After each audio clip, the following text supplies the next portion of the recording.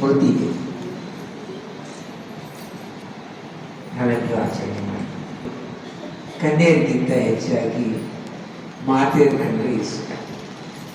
ಗೊತ್ತಾಯ್ತಲ್ಲ, ಭಾರತ ಮಾತೆಯರು ಅಂತಾರೆ. ಮತ್ತೆ ಅವರ ಪತಿಯಂದರು ಖರ್ಚಿಗೆ ಕಾಸು ಕೊಡ್ತಾರೆ, ಆ ಕಾಸನ್ನ ಇವರು ಉಳಿಸ್ಕೊಳ್ಳೋರು.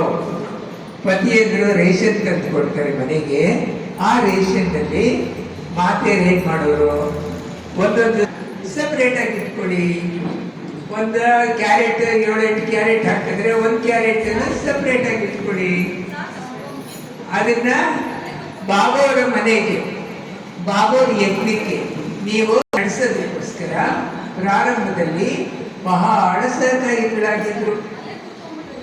ಅಷ್ಟೇ ಅಲ್ಲ, ಮಾತೆಯರಲ್ಲಿ ವಿಶೇಷವಾದ ಶಕ್ತಿ ಇದೆ.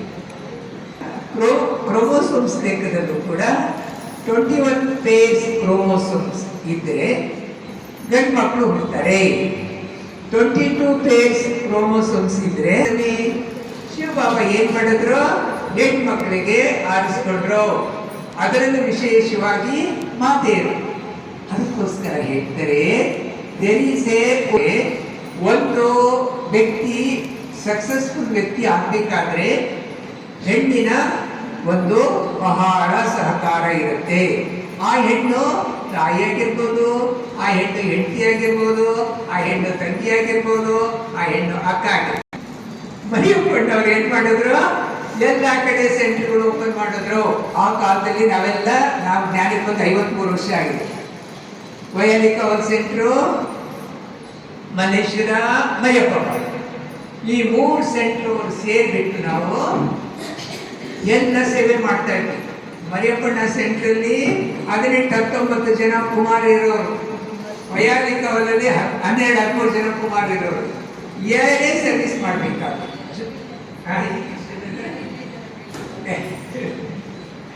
ಸೊ ನಾವೆಲ್ಲ ಒಟ್ಟಿಗೆ ಸೇರಿ ಸೇವೆ ಮಾಡೋರು ಮಾಡ್ತಾ ಇದ್ವಿ.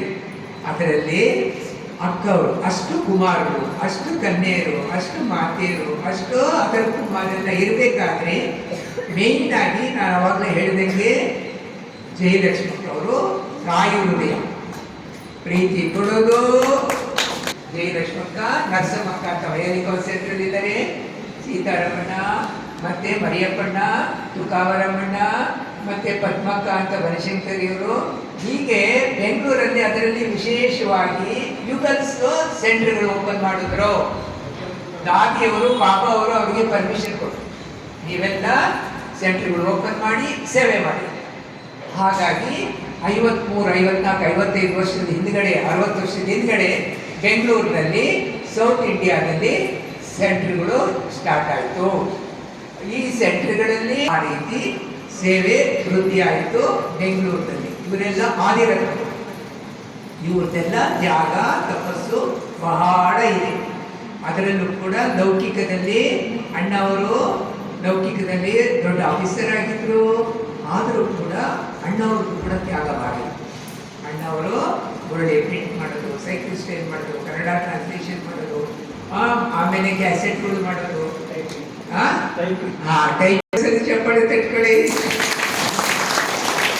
ಹಾಗಾಗಿ ಹೆಣ್ಮಕ್ಕಳಲ್ಲಿ ವಿಶೇಷ ಗುಣಗಳು, ವಿಶೇಷ ಶಕ್ತಿ ಹೆಚ್ಚಾಗಿರುತ್ತೆ. ಅದಕ್ಕೋಸ್ಕರ ಬಾಬಾ ಸೆಲೆಕ್ಟ್ ಮಾಡಿದ್ರು. ಹಾಗಾಗಿ ಬೆಂಗಳೂರಿನಲ್ಲಿ, ಸೌತ್ ಇಂಡಿಯಾದಲ್ಲಿ ಈ ಕಾರ್ಯ ಸ್ಟಾರ್ಟ್ ಆಯಿತು. ಅದರಲ್ಲಿ ನಾವೆಲ್ಲರೂ ಕೂಡ ಸಹಯೋಗಿಗಳಾಗಿದ್ವಿ ಬಾಬಾ ಕಾರ್ಯಕ್ಕೆ. ಆ ಕಾರ್ಯ ಮುಂದುವರಿತಾ ಇಲ್ಲಿವರೆಗೂ ಬಂದು ತಲುಪಿದೆ.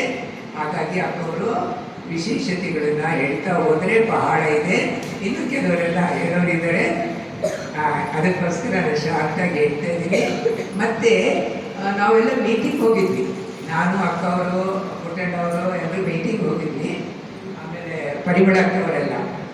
ಆವಾಗ ನನಗೆ ಪುಟ್ಟಣ್ಣ ಅವರು ಬೆಳಿಗ್ಗೆ 3 ಗಂಟೆ 3:30 ಅಂತ ಕಾಣುತ್ತೆ ಫೋನ್ ಮಾಡಿದ್ರು. ಬೆಳಿಗ್ಗೆ ಅಣ್ಣವರೇ, ಅಕ್ಕವ್ರಿಗೆ ಮೇನ್ ಹುಷಾರಿ, ಇಲ್ಲಿಂದ ಹೋಗುವಾಗ ಅಕ್ಕವ್ರು ಚೆನ್ನಾಗಿದ್ರು.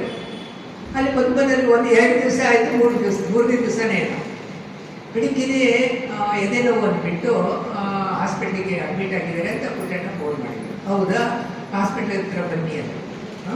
ಟ್ರಾಮಾ ಹಾಸ್ಪಿಟ್ಲ್ ಅಂತ ಇದಾಗಿತ್ತು, ಹಾರ್ಟ್ ಅಟ್ಯಾಕ್ ಆಗಿತ್ತು. ಡಾಕ್ಟ್ರುಗಳು ಟ್ರೀಟ್ಮೆಂಟ್ ಮಾಡಿದ್ರು, ಆಗಲಿಲ್ಲ. ಆಮೇಲೆ ಆ ಡಾಕ್ಟ್ರು ಏನು ಮಾಡಿದ್ರು, ಇಲ್ಲ ಆಗಲ್ಲ, ನೀವು ಒಂದು ಕೆಲಸ ಮಾಡಿ ಅಹಮದಾಬಾದ್ ತೊಗೊಂಡೋಗ್ಬೇಕು, ಕರ್ಕೊಂಡೋಗ್ಬೇಕು ಅಂತ. ಸರಿ ಏನು ಮಾಡೋದು ಅಂದ್ಬಿಟ್ಟು, ಸರಿ ಅಹಮದಾಬಾದ್ ಕರ್ಕೊಂಡು ಹೋಗೋಣ ಅಂತ ಎಲ್ಲ ಅವ್ರ ಹತ್ರ ಏನೇನು ತೊಗೊಳ್ಬೇಕು ಡಾಕ್ಯುಮೆಂಟ್ಸ್ ಎಲ್ಲ ತೊಗೊಂಡು ಅಹಮದಾಬಾದ್ಗೆ ಕರ್ಕೊಂಡು ನಾನು ಪುಟ್ಟಣ್ಣ ಪರಿಮಳಕ್ಕ ಅವರೆಲ್ಲ ಹೋಗ್ತಾ ಇದ್ವಿ. ಆಂಬುಲೆನ್ಸ್ ಅವರೇ ಆಂಬುಲೆನ್ಸ್ ಮಾಡಿಕೊಂಡು ಹೋಗ್ತಾ ಇದ್ವಿ. ಯಾವುದು ಪಾಲನ್ಪುರಲ್ಲಿ ಹೋಗಿ ಪಾಲನ್ಪುರ್ ಫಸ್ಟ್ ಸಿಕ್ತು. ಅಹಮದಾಬಾದ್ ಹೋಗೋದಾನೆ ಪಾಲನ್ಪುರ್ ಸಿಕ್ತು. ಸರಿ, ಜೊತೆಯಲ್ಲಿ ಒಂದು ನರ್ಸ್ ಕಳಿಸ್ಬೇಕು. ನರ್ಸ್ ಅಂದರೆ ಮೇನ್ ನರ್ಸ್. ಅವರು ಅಟೆಂಡ್ ಮಾಡ್ತಾ ಇದ್ರು. ಇವ್ರದ್ದು ಹಾರ್ಟ್ ಅಟ್ಯಾಕ್ ಅಲ್ವಾ, ಎಲ್ಲ ICU ಎಲ್ಲ ಇದರಲ್ಲೇ ಆಂಬುಲೆನ್ಸಲ್ಲೇ ICU ಇದು ಮಾಡಿದ್ರು. ಎಲ್ಲ ಹೋಗ್ತಾ ಇದ್ವಿ. ಇವರು ಸ್ವಲ್ಪ ಓಡಾಡ್ತಾ ಇದ್ರು, ನೋವು ಜಾಸ್ತಿ ಆಯಿತು. ನಾನು ಪುಟ್ಟಣ್ಣ ಹಿಂದೆ ಕೂತಿದ್ವಿ, ಪರಿಮಳಕ್ಕ ಮುಂದೆ ಕೂತಿದ್ರು ಪಾಪ. ಆಮೇಲೆ ಗಾಡಿ ಹೋಗ್ತಾ ಇದೆ, ಇವರು ಸ್ವಲ್ಪ ಹಿಂಗೆ ಓದಾಡ್ತಾ ಇದ್ರು, ಜಾಸ್ತಿ ಓದಾಡಿಲ್ಲ. ಅದಕ್ಕೆ ಹೇಳ್ತಾರಲ್ಲ, ಶರಣರ ಮರಣವನ್ನು, ಶರಣರ ಮಹಿಮೆಯನ್ನ ಮರಣದಲ್ಲಿ ಕಾಣು ಅಂತ ಹೇಳಿದ್ರು ದೊಡ್ಡವರು. ಸೊ ಮರಣ ಅವರು ಶರೀರ ಬಿಡುವಾಗ ಏನಷ್ಟು ದುಃಖನೇ ಪಡಲಿಲ್ಲ. ಸುಮ್ಮನೆ ಈ ಕಡೆ ಓದಾಡಿದ್ರು, ಈ ಕಡೆ ಹೊರಡ್ಕೊಂಡು, ಈ ಕಡೆ 2-3 ಸಲ ಹೊರಡ್ತಾ ಇದ್ರು. ಆಮೇಲೆ ಗಾಡಿ ಹೋಗ್ತಾ ಇದೆ, ಆಂಬುಲೆನ್ಸ್ ಹೋಗ್ತಾ ಇದೆ, ಆ ಪಾಲನ್ಪುರು ಹತ್ತಿರ ಸಿಗ್ತಾ ಇದೆ. ಇವ್ರು ಸ್ವಲ್ಪ ಸೀರಿಯಸ್ ಆಗ್ತದೆ. ಸರಿ, ಅಹಮದಾಬಾದ್ ಹೋಗೋಕ್ಕಾಗಲ್ಲ, ನಾವು ಫೋನ್ ಮಾಡ್ತೀವಿ ಮೃತ್ಯುಂಜಯ ಅಣ್ಣವರೇ, ಈ ಥರ ಆಗ್ತಾ ಇಲ್ಲ, ಏನು ಮಾಡೋದು? ಸರಿ, ಪಾಲನ್ಪುರ ಹಾಸ್ಪಿಟಲಲ್ಲೇ ಅಡ್ಮಿಟ್ ಮಾಡಿ. ಅಲ್ಲಿ ಹಾಸ್ಪಿಟ್ಲಿಗೆ ನೀವು ಬರ್ತಾ ಇದ್ದೀವಿ, ಹಾಸ್ಪಿಟ್ಲಿಗೆ ಅಷ್ಟೊತ್ತಿಗೆ ಶರೀರ 2-3 ಸಲ ಹಿಂಗಂದ್ರೆ ನಾವು ಧೈರ್ಯವಾಗಿ ಹೇಳ್ತಾ ಇದ್ದೆ, ಅಪ್ಪರೇ ಎದುರ್ಕೋಬೇಡಿ, ಬಾಬಾ ಇದ್ದಾರೆ, ನಾವಿದ್ದೀವಿ, ಎದುರ್ಕೋಬೇಡಿ, ಧೈರ್ಯ ಮಾಡಿ, ಬಾಬಾ ನೆನ್ಪು ಮಾಡಿ ಅಂತ ಹೇಳ್ತಾನೆ ಇದ್ದೀವಿ.